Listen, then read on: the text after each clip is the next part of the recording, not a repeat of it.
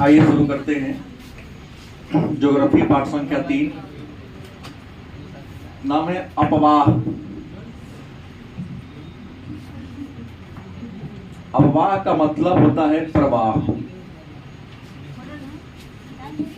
नहीं, अपवाह शब्द का प्रयोग नदी तंत्र के व्याख्या के लिए, मतलब नदी तंत्र की व्याख्या करने के लिए जिस शब्द का हम प्रयोग करते हैं उसी को हम कहते हैं अपवाह, मतलब प्रवाह।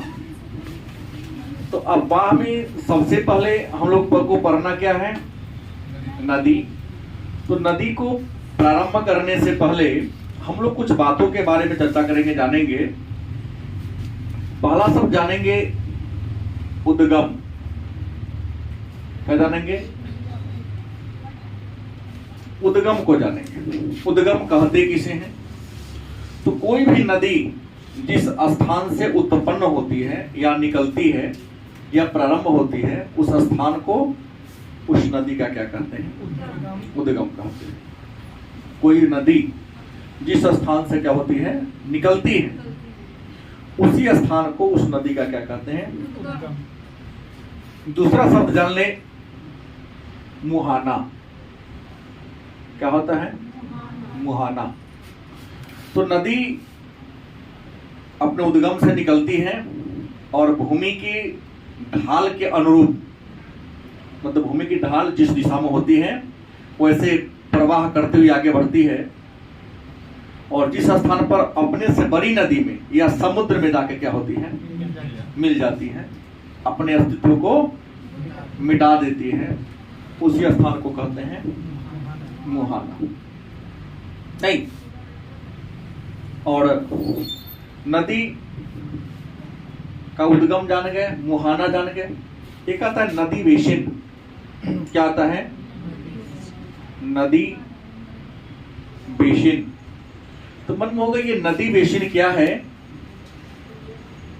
तो नदी बेसिन का मतलब होता है कि एक नदी, जैसे मान लिया ये बह रही है, नदी प्रवाहित होती हुई क्या हो रही है? जा रही है, और इस नदी में अन्य छोटी छोटी नदियां, कुछ इधर से नदी आके मिल गई, कुछ इधर से नदी आके मिल गई, कुछ इधर नदी आके मिल गई, ये आके मिल गई।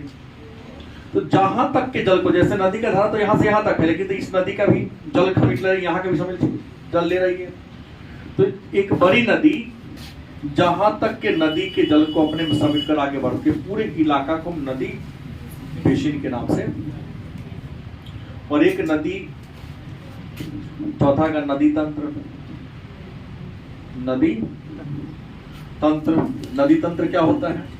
तो एक नदी, एक मुख्य नदी में जितनी भी छोटी छोटी नदियां आकर उसमें क्या करती हैं? मिल जाती हैं। तो सबको, समूह को, उन सबके ग्रुप को कहते हैं नदी तंत्र कहते हैं। एक होता है संगम। क्या होता है? संगम का डेफिनेशन होगा कि दो या दो से अधिक नदी जिस स्थान पर आपस में आके क्या होती है? मिल जाती है। मतलब दो या दो से अधिक नदी जिस जगह पर आपस में क्या होती है? मिल जाती है, तो उसी जगह को कहते हैं, क्या कहते हैं? संगम। अच्छा, नदी जब पहाड़ से निकलती है तो उसकी जल का वेग तेज होता है, वह नदी की युवा अवस्था होती है। नहीं, जैसे नदी आगे बढ़ती है, मैदानी क्षेत्र में प्रवेश करती है, तो मैदानी क्षेत्र में तो मिट्टी होता है, गलत कि सही? तो उस पानी में क्या मिल जाता है? मिट्टी मिल जाता है। तो नदी का जो वेग होता है वह धीरे धीरे क्या होता है? घट जाता है। क्या होता है? घट जाता है। क्योंकि लोड बढ़ेगा, भार बढ़ेगा पानी में, तो उसकी गति क्या हो जाएगी? घटेगी थोड़ी सी। ये हो गया प्रौढ़ावस्था। लेकिन और आगे जाएगी और उसमें लोड बढ़ता जाएगा, अवसाद बढ़ती जाएगी, तब पानी का गति और क्या होगा? धीमा होगा। जब धीमा होगा तो नदी में जो पानी में जो अवसाद है, मिट्टी मिला हुआ, धीरे धीरे पेंदी में क्या होगा? नदी क्या होगा? गहराई कम होगी, उथला हो जाएगा। तो नदी की जो धारा है यहाँ नहीं, छोटी छोटी कई भागों में क्या होती है? बट जाती है। इसको कहते हैं छिबरिका। क्या कहते हैं? मैंने मुहाना पर जल की गति कम होने के कारण नदी पतली पतली धाराओं में क्या होती है, बट जाती है। उसे कहते हैं छिपड़िका। छिपड़िका कहते हैं। क्या कहते हैं? छिपड़िका। मुहाना पर, कहा या उससे थोड़ा पहले नदी पतली पतली धाराओं में क्या होती है, बट जाती है। तो उसे क्या कहते हैं? छिपड़िका कहते हैं। फिर एक आता है नदी विसर्प। नदी विसर्प की बात करते हैं। विसर्प क्या है? तो जब नदी मैदानी भाग में प्रवेश करती है तो देखिएगा मैदानी भाग में कहीं चट्टान कठोर है तो कहीं पर मुलायम है। कठोर चट्टान को काटने में थोड़ी सी परेशानी होती है, लेकिन मुलायम चट्टान को बड़ी आसानी से काट लेती है। गलत है सही? तो जब कठोर मिलता है, कठोर और मुलायम, तो नदी मुलायम को काटती है, टेढ़ आगे की ओर बढ़ती है, तो नदी भी सर्प मैं सांप की तरह टेढ़ होकर चलने लगती है। जहाँ मुलायम होगा नीचे आ जाएगा, फिर कठोर हुआ छोड़ेगी, ऊपर गया नीचे आया, ऐसे कर चलेगी तो क्या कहेंगे? नदी विसर्प कहेंगे। उम्मीद है समझ में आया होगा। तो कुछ कॉमन बातें थी जिसको हम लोगों ने क्या किया, जाना। अब हमको जानना है कि भारत की नदियों के बारे में जानना है। भारत की कुछ नदियों के बारे में जानना है तो सबसे छोटी छोटी बात तो आप लोगों ने समझ लिया। तो नदी जो है इसको वर्गीकरण दो आधार पर किया गया है। पहला उद्गम के आधार पर और दूसरा प्रवाह के आधार पर। भारत की नदियों को उद्गम के आधार पर कितने भागों में बांटा गया है? दो भागों में। पहला कौन है? उद्गम का परिभाषा मैंने दिया, जहां से नदी निकलती है उसे क्या कहते हैं? प्रवाह, मैंने जलधारा के बहने। तो उद्गम के आधार पर पुनः भारत की नदी को दो में, एक हिमालय से निकलने वाली नदी और दूसरा प्रायद्वीपीय भारत की। गलती सही? एक नदी है भारत में, कुछ ऐसी नदियां हैं जो हिमालय से निकलती हैं, तो जो नदी हिमालय से निकलती है उसको क्या कहेंगे? हिमालय से निकलने वाली नदी। और कुछ नदी ऐसी है जो प्रायद्वीपीय दक्षिण भारत के पठारों से निकलती है, पहाड़ी से निकलती है, उसको प्रायद्वीपीय भारत की नदी कहेंगे। उम्मीद है समझ में आ रही है। प्रवाह जल के बहाव के आधार पर, जल के बहाव के आधार पर नदी के दो प्रकार हैं। एक 12मासी 12 और दूसरा बरसाती। 12मासी को सदानीरा भी कहते हैं और बरसाती को मानसूनी या मौसमी। 12मासी नदी किसे कहते? तो वह नदी जिसमें सालों भर जल का प्रवाह होते रहता है। वह नदी जिसमें सालों भर, वर्ष भर जल का प्रवाह बना रहता है, उस नदी को क्या कहेंगे? या सदा नीरा। सदा मतलब हमेशा, निर्माण पानी। बरसाती, कुछ ऐसी भी नदियां हैं जिसमें बरसात के महीना में पानी रहता है, बरसात खत्म हुआ उसका पानी क्या होता है? सूख जाता है, उसको हम बरसाती कहे तब या मानसूनी कहे। तो वर्ष के कुछ खास मौसम उसमें पानी रहती है, बाकी समय में क्या होती है? सूख जाती है। तो उम्मीद है यह बात आप सबको समझ में आई होगी। नहीं, अपने भारत में रियल में नदी दो ही प्रकार के हैं। कुछ हिमालय से निकलने वाली नदी है, कुछ प्रायद्वीपीय भारत की नदी। बाकी तो रटने का चीज आप लोग रट लिए होंगे कि हिमालय से कौन निकलती है, प्रायद्वीपीय भारत से कौन निकलती है, किसका उद्गम कहाँ है, किसका मुहाना कहाँ है, पूर्व की ओर बहने वाली नदी कौन है, पश्चिम की ओर बहने वाली नदी। ये तो सब लोग प्रिंट था रटने के, रटिए के परवे करता है। लेकिन हम लोग भारत में कुछ नदी है तंत्र, उस नदी तंत्र के बारे में क्या करेंगे? जानेंगे। और इस क्रम में अभी दो नदी तंत्र को हम पढ़ेंगे। सबसे पहले हम लोग पढ़ेंगे सिंधु नदी तंत्र। कौन? सिंधु नदी भारत में बहने वाली, भारत की लंबी नदियों में से एक है। नहीं, इसकी लंबाई, पूरी लंबाई 2900 किलोमीटर है। कितना है? देखिए भारत में इसकी लंबाई कम है, अलग बात है, लेकिन पूरे सिंधु नदी की लंबाई की बात करते हैं तो 2900 किलोमीटर है ना। और यह नदी मानसरोवर झील, मानसरोवर झील, कैलाश मानसरोवर जो चीन में पड़ता है, नहीं, तिब्बत के पास,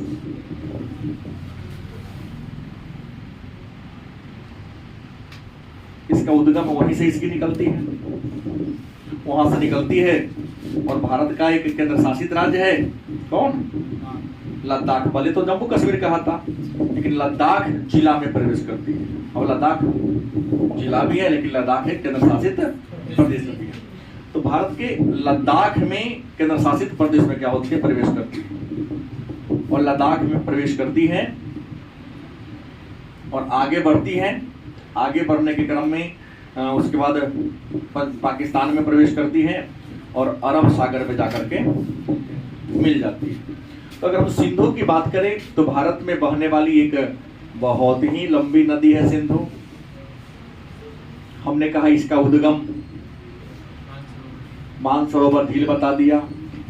इसकी मुहाना की बात करें क्या होगा? अरब सागर में इसका मुहाना है। अब मुहाना का डेफिनेशन हमसे नहीं पूछेंगे। इसकी लंबाई कितनी है? सिंधु नदी की लंबाई कितनी है? 2900 किलोमीटर इसकी क्या है? लंबाई है। इनके सहायक नदी की बात करें कि सिंधु की जो सहायक नदी है वो कौन कौन है, तो सबसे पहले बात करें तो ये सिंधु नदी सबसे लास्ट में।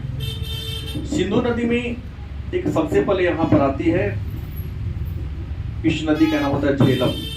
ये तो ले लीजिए आप सिंधु कहते हैं। और ये जो नदी यहां पर आ गया उसका नाम क्या है? झेलम, नहीं झेलम नदी। पहले कौन मिलती है? झेलम नदी मिलती है। इस झेलम नदी में यहां पर ऊपर ही हमारी जल्दी, इसका नाम है चेनाब। क्या नाम है?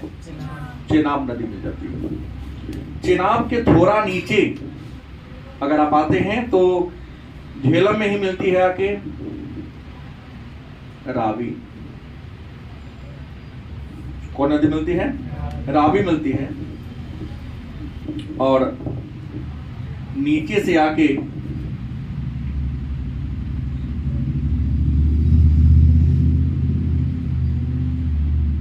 सतलुज नदी क्या होती है? पाकिस्तान में यहाँ पर मिठान कोट नामक जगह यहाँ पर क्या होती है? मिलती है। और आगे बढ़ती हुई और अरब सागर में आके क्या होती है?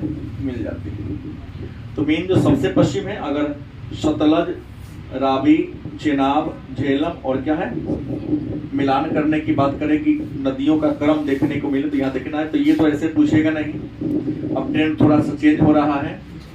तो अगर आप पश्चिम से पूर्व की ओर आते हैं तो पश्चिम में सबसे पहले क्या आ जाएगा? सिंधु के बाद झेलम के बाद चेनाब के बाद रावी के बाद, मतलब सिंधु नदी तंत्र में, गलत कि सही? सिंधु नदी तंत्र में सबसे पूर्व, उसके बाद उसके बाद उसके बाद उसके बाद। अगर रियल में कहा जाए तो ये सभी किसकी सहायक नदियां हैं? लेकिन वास्तव में क्या है कि चेनाब और रावी झेलम की, चेनाब रावी सतलुज भी झेलम में मिलती है। असम अंत में आके, गलत कि सही? ये आपका सिंधु नदी तंत्र का ये आपका क्या बनता है? चित्र बनता है। बाकी सब आप लोग पहले से जानते थे। ये ध्यान रखने की जरूरत है कि पूर्व से पश्चिम की ओर सतलज, रावी, चेनाब, झेलम, और पश्चिम से पूर्व जाना हो तो सिंधु, झेलम, चेनाब, रावी और ये ना होगा क्रम इसका। ये सिंधु नदी का तंत्र है। बाकी कौन कहां से निकलता है ये कोई बड़ी बात नहीं आता है। दूसरी एक नदी की बात करते हैं, इसके बारे में आप पहले से ही जानते हैं।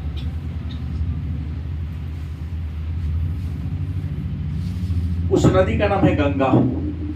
भारत की सबसे लंबी नदी। देखिए सिंधु भारत में बहने वाली लंबी नदी है। सिंधु भारत में बहने वाली लंबी नदी है। ब्रह्मपुत्र भारत में बहने वाली लंबी नदी है। लेकिन भारत की सबसे लंबी नदी, क्योंकि गंगा की लंबाई लगभग 25 किलोमीटर है, पूरा भारत में बहती है, कहीं कहीं 2510 भी देता है। हम इसका उद्गम भी भारत में और मुहाना भी, लेकिन सिंधु की बात करें तो 3 देशों से बहती है। ब्रह्मपुत्र की बात करें तो मेरे ख्याल से वह 4 देशों में बहती है। ब्रह्मपुत्र मानसरोवर झील से निकलती है, तिब्बत हो गया, कौन हो गया, भूटान, चीन हो गया, भारत हो गया, बांग्लादेश हो गया। गलत सही? तो कम से कम वो 4 देश है। गंगा तो भारत में उद्गम है, मुहाना भी। याद रखें कि भारत में बहने वाली सबसे लंबी नदी सिंधु, और सिंधु और ब्रह्मपुत्र दोनों हैं। देखना ना कि ऑप्शन क्या है, इसलिए कि सिंधु लगभग 9 से कुछ किलोमीटर है, ऐसे 10 किलोमीटर ज्यादा ब्रह्मपुत्र। अब भारत की सबसे लंबी नदी होगी तो भारत में तो ब्रह्मपुत्र और भारत की में और के का डिफरेंस। भारत में कहने का मतलब यह हो कि भारत के अलावा अन्य देश में भी वो बहती है। भारत की मतलब ओनली भारत की। थोड़ा शब्दों पर ध्यान देने की जरूरत है, बाकी कुछ नहीं है। गंगा की बात करते हैं तो गंगा भारत ही नहीं, संसार के सबसे पवित्र नदियों में से एक है। नहीं है, देवपगा, जाह्नवी, कई इनकी नदियां हैं। गंगा जो नदी है, इसका उद्गम कहाँ है? गंगोत्री। क्या है? उत्तराखंड में गंगोत्री हिमनद है। गंगोत्री हिमनद के गोमुख नामक, मतलब जहां से पानी निकलता लगता है गाय के मुख के समान, उसमें से पानी गिर रहा है। गंगोत्री हिमनद मतलब बर्फ की एक बहुत बड़ी नदी है। उसमें से गोमुख एक जगह है जहां से गंगा क्या होता है? उद्गम होता है, निकलती है। और निकलने के बाद गंगा की अगर हम बात करें तो उत्तराखंड, उत्तर प्रदेश, बिहार, झारखंड, पश्चिम बंगाल, भारत के 5 राज्यों में गंगा नदी क्या होती है? प्रवाहित होती है।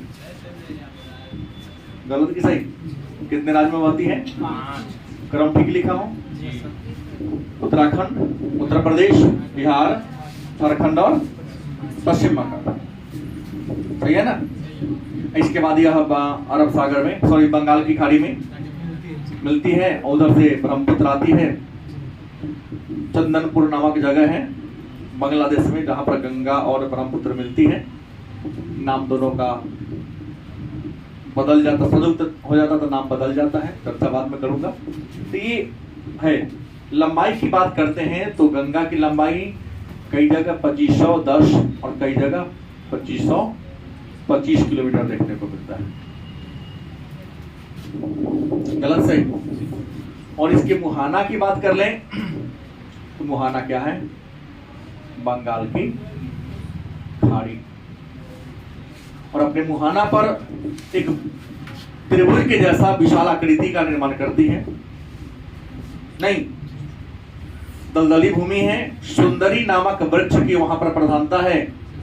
तो गंगा के जो मुहाना है, जो गंगा का जो डेल्टा है, उसका नाम पड़ गया सुंदरबन का। इसका नाम सुंदरबन का डेल्टा वहां पाए जाने वाले सुंदरी वृक्ष के नाम पर किया गया। वृक्ष सुंदर है नहीं, देखोगे तो खाली उसका जड़े दिखाई देता है। नमकीन पानी में उगने वाला वो पेड़ होता है। बात समझ गए? मैंग्रोव वन है वो। तो गंगा की बात कर ले तो हमने कहा गंगा कहां से? गंगा अगर एक नदी की बात कर ले, गंगा एक ऐसे बह रही है। मुहाना पर आने से पहले यह 2 धाराओं की होती है। कितने? 2 धारा हैं। एक का नाम है भागीरथी, दूसरे का नाम क्या है? अलकनंदा। ये जो जगह है उत्तराखंड का देवप्रयाग, क्या नाम है? देवप्रयाग में भागीरथी और अलकनंदा की जगह मिलती है। पहले इसका नाम भागीरथी, अलकनंदा 2 पतली पतली धारा है, लेकिन विश्व की सबसे गहरी नदी घाटी में से इसका नाम आता है। धारा तेज है। देवप्रयाग जो उत्तराखंड का एक जगह है जहां पर अलकनंदा और भागीरथी क्या होती मिलती है। यह मैदानी इलाका है। यहाँ दोनों मिलने के बाद इसका नाम क्या पड़ जाता है? इसी देवप्रयाग में इसका नाम क्या पड़ जाता है? गंगा, इससे पर इसका नाम गंगा नहीं होता है। गंगा सीधे आगे बढ़ती हुई जाती है, आगे बढ़ती हुई गंगा सीधे जाती है और यहाँ पर और बंगाल की खाड़ी में क्या होती है, मिल जाती है, अपना मुहाना बनाती है। इसी मुहाने पर त्रिभुज के जैसा एक सुंदर सा डेल्टा बनाती है। सुंदर वृक्ष की प्रधानता है, नाम पड़ गया सुंदरबन का। क्या नाम पड़ गया, सुंदरबन का डेल्टा इसका नाम पड़ गया। गंगा नदी की बात करते हैं तो गंगा नदी के बगल से ही एक और नदी ऐसे बहती आती है, यमुना नाम है। यह यमुनोत्री नामक हिमनद से आकर यहाँ पर क्या होती है, यमुना नदी है। कौन है, गंगा की सबसे लंबी सहायक नदी। और देखेंगे दाहिना से मिल रही है। पूछा क्या प्रश्न है, यमुना गंगा के किस साइड से मिलती है? ये मेरा हाथ ऊपर है तो बायां है, नीचे वाला हाथ कौन है, दाहिना। देख ली, दाहिना से, नीचे से मतलब दाहिना से मिल रही है। कहाँ मिलती है, इसका मुहाना कहाँ पर जगह है? तो उत्तर प्रदेश का एक शहर है प्रयागराज, इलाहाबाद भी कहते हैं, जहाँ गंगा, जमुना और सरस्वती तीन नदी आपस में क्या होती है, सरस्वती दिखाई नहीं देती है, यमुना है। तो सबसे पहले इसमें कौन मिलती है, यमुना से पहले कोई नदी इसके ऊपर गंगा में क्या होती है, नहीं मिलती है। गलत से, अच्छा ऊपर से अगर बात करें तो यहां से आने के बाद एक और नदी है, यहां पर एक नदी है घाघरा। क्या नाम है, घाघरा नदी मिलती है। कौन साइड से, बाएं साइड से, मतलब उत्तर सही दक्षिण से। गलत सही। इस घाघरा में एक और नदी यहां से आके मिलती है, यूपी में है, इसका नाम है शारदा। क्या नाम है, शारदा नदी। इस घाघरा के थोड़ा सा आगे बढ़ेंगे तो यहां से एक और नदी है, मुजफ्फरपुर में होकर बहती है नदी, नाम है गंडक। क्या नाम है, गंडक नदी मिलती है। और गंडक नदी से थोड़ा सा आगे यहाँ पर बढ़ेंगे, बिहार में होती है, तो यहाँ पर आ जाएगा, वो है कोसी, जिसे बिहार का शोक के नाम से क्या करते हैं, जानते हैं। देखना है, हम बिहार की बात लेके चलते हैं तो गंगा में सबसे पहले यमुना मिलती है, यमुना के बाद घाघरा, उसके बाद फिर ये जो यमुना नदी है, यमुना की भी कई सहायक नदियां हैं। जो सबसे पहले यहां पर एक नदी मिलती है जिसका नाम होता है चंबल। क्या नाम है, चंबल। यमुना की सहायक नदी है जो पहले यमुना में मिलती है और यमुना के साथ जाकर गंगा में क्या होती है, मिलती है। चंबल में 3-4 नदियां हैं छोटी छोटी, यमुना की के साथ मिल जाती है। नाम सुना होगा आपने, राणा प्रताप सागर, गांधी सागर और जवाहर सागर, नाम सुना होगा। इसी का नाम है, ऊपर है राणा प्रताप सागर, हाँ, गांधी सागर, कौन सागर, गांधी सागर, एक जवाहर सागर। ये तीनों ऐसे, ऊपर वाला राणा प्रताप, बीच वाला गांधी, नीचे जवाहर जी, सब गंगा चंबल में मिलते हैं। चंबल जी कहाँ, यमुना पर, यहाँ पर क्या होती है, मिल जाती है। उसके बाद इसी यमुना में, थोड़ा इसको और आगे बढ़ा दिया जाए, इसी यमुना में एक और नदी आके मिल जाती है, यूपी की नदी है, नाम सुना होगा आपने, बेतवा। क्या नाम है, बेतवा नदी, जो यमुना की क्या है, सहायक नदी है। और यहाँ पर आके क्या होती है, मिल जाती है, आगे बढ़ती है। इसके अलावा गंगा में एक और नदी आके आपको मिलेगी, आपको घाघरा से पहले। हालांकि बिहार झारखंड में नदी बहती है, नाम है सोन। कौन नदी है, सोन नदी बहती है, यहाँ पर आके क्या होती है, मिल जाती है। और इसी सोन नदी पर एक बहुत बड़ा जलाशय बना हुआ, इंसान के द्वारा बनाया, गोविंद बल्लभ पंत। इसी यहीं पर एक बहुत बड़ा जलाशय बन गया है, जिसका नाम क्या है, गोविंद बल्लभ, यूपी में है।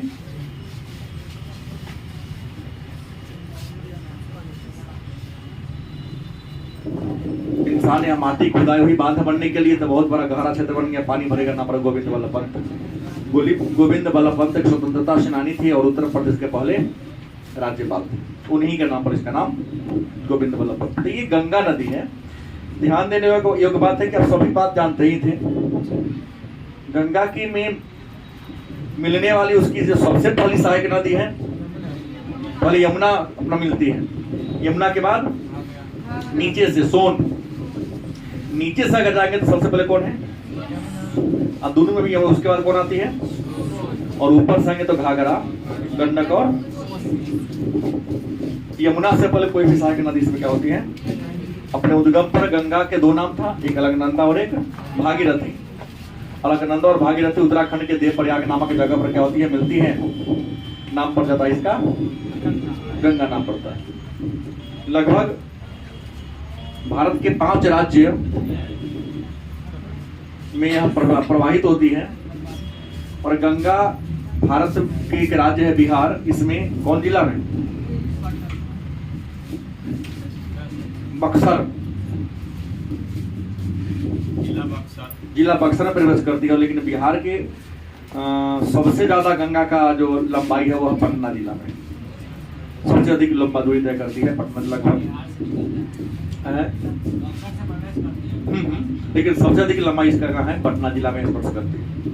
लगभग 125 से अधिक शहर है गंगा नदी के किनारे। लेकिन सबसे अधिक दूषित कर रहा है उत्तर प्रदेश का कानपुर शहर, जहाँ लगभग 130 से अधिक चमड़ा फैक्ट्री है, सबका कचरा इसी में आता है।